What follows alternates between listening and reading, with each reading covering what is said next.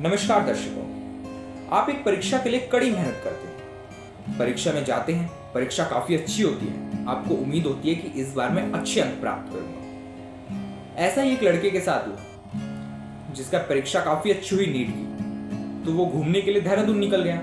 जब देहरादून से घर वापस आ रहा था तो बीच रास्ते में एक मैसेज आया। उस मैसेज में लिखा था नीट पेपर कैंसल्ड। उसके पैरों तले जमीन खिसक जाती है। माता पिता सदमे में पहुंच जाते हैं क्योंकि वो बच्चा 2-3 साल से मेहनत कर रहा था। इस बार घर वाले परिवार को लग रहा था कि शायद मेरे बेटे का नीट क्लियर हो जाएगा और वो डॉक्टर बन जाएगा, पर उनके सपने कुचल दिए जाते हैं और वो कुचलती है NTA, national testing agency, NEET का पेपर कैंसिल करके। फिलहाल शुरुआती जांच में मनीष नाम का लड़का जयपुर से पकड़ा गया। 45 लोग भी पकड़े गए हैं। पेपर जयपुर से हरियाणा जाता है, हरियाणा से केरला जाता है, केरला से तमिलनाडु जाता है और फिर अन्य राज्यों में जाता है। आज सवाल यह नहीं होना चाहिए कि पेपर ऐसे गया कैसे, लीक कैसे हुआ। सवाल यह होना चाहिए कि नेशनल टेस्टिंग एजेंसी 2017-18 में बनी, वो क्या कर रही थी? वो सो रही थी। 2024 में भी पेपर लीक होता है, 2026 में भी नीट का पेपर लीक होता है।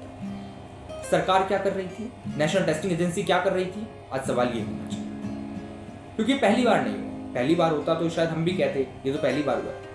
ये दूसरी, तीसरी, चौथी बार हो रहा है जहां पेपर लीक हो रहा है। 100-300 सवाल सीरीज में आज का सबसे बड़ा सवाल ये है कि एनटीए कितने बच्चों का भविष्य खराब करोगे आप? क्योंकि सालों मेहनत करते हैं, 15-20 घंटे लगातार पढ़ते हैं, परिवार का हर फंक्शन समारोह सब छोड़ देते हैं, एक कमरे में कोना पकड़कर सिर्फ पढ़ते रहते हैं। नीट का सिलेबस इतना होता है कि उसे कवर करने में लगभग 2-3 साल निकल जाते हैं, पर आखिरी में जब ये पेपर दे के आते हैं और इनका पेपर काफी अच्छा जाता है तो बाद में पता चलता है पेपर कैंसिल है। एनटीए को अपने आप को बदलना चाहिए और सवाल आज भी एनटीए से ही है कि एनटीए कर क्या रही थी जब पेपर लीक हुआ था। फिलहाल आपकी क्या राय है जरूर बताइए। 100-300 सवाल सीरीज में बने रहिए। नमस्कार दर्शकों, आप एक परीक्षा के लिए कड़ी मेहनत करते हैं। परीक्षा में जाते हैं, परीक्षा काफी